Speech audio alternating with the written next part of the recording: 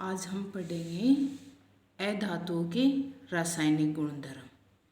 Number 1, वायु के साथ अभिक्रिया। यानी हमने धातुओं के रासायनिक गुणधर्म में पढ़ा था वायु के साथ, जल के साथ, अम्ल के साथ।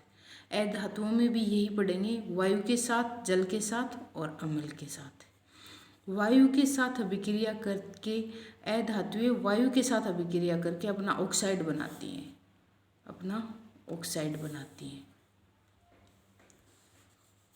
तो वायु के साथ अभिक्रिया करके अधातुएं भी ऑक्साइड बनाती हैं और वायु के साथ अभिक्रिया करके धातुएं भी अपना ऑक्साइड बनाती हैं। जल के साथ अभिक्रिया, सामान्यतः अधातुएं जल के साथ अभिक्रिया नहीं करती हैं। अधातुएं जल के साथ अभिक्रिया नहीं करती और धातुएं जल के साथ अभिक्रिया करके हाइड्रोक्साइड बनाती हैं और H2 गैस छोड़ती हैं, लेकिन ये अधातुएं अभिक्रिया नहीं करती।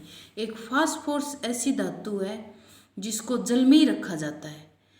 उस धातुओं में एक सोडियम ऐसी धातु थी जिसे केरोसिन तेल में रखा जाता था, और यहाँ फास्फोरस एक ऐसी अधातु है जिसे जल में संग्रहित करते हैं, जल में रखा जाता है इसको। फिर है अम्ल के साथ अभिक्रिया। तो तनु अम्लों के साथ अभिक्रिया नहीं करती ये, और सांद्र सल्फर के साथ अभिक्रिया करके सल्फर डाइऑक्साइड और जल बनाती हैं। ठीक है, यानी ज़्यादातर ये जल के साथ और अम्ल के साथ अभिक्रिया नहीं करती। और धातुएं जल के साथ भी अभिक्रिया करती हैं, अम्ल के साथ भी करती हैं। अधातुएं केवल वायु के साथ अभिक्रिया करके अपना ऑक्साइड बनाती हैं। ठीक है, हमने पढ़ लिया धातु अधातु के भौतिक गुणधर्म और रासायनिक गुणधर्म। ठीक है, अब हम पढ़ेंगे उत्कृष्ट धातुएं। उत्कृष्ट धातुएं क्या होती हैं? यानी वे धातु जिनका वायु, जल, अम्ल, क्षार कोई भी चीज़ का इन पर कोई प्रभाव नहीं होगा, आदि का कोई प्रभाव नहीं पड़ता, उसे उत्कृष्ट धातुएं कहते हैं। जैसे सोना है, सोने पर वायु, लोहे पर जंग लग जाता है, वैसे सोना ऐसी धातु है, वायु, जल, अम्ल किसी के संपर्क में लाओ, इस पर कोई प्रभाव नहीं पड़ता, इसलिए इसे उत्कृष्ट धातु कहते हैं। अब सोने को मापने की इकाई है कैरेट।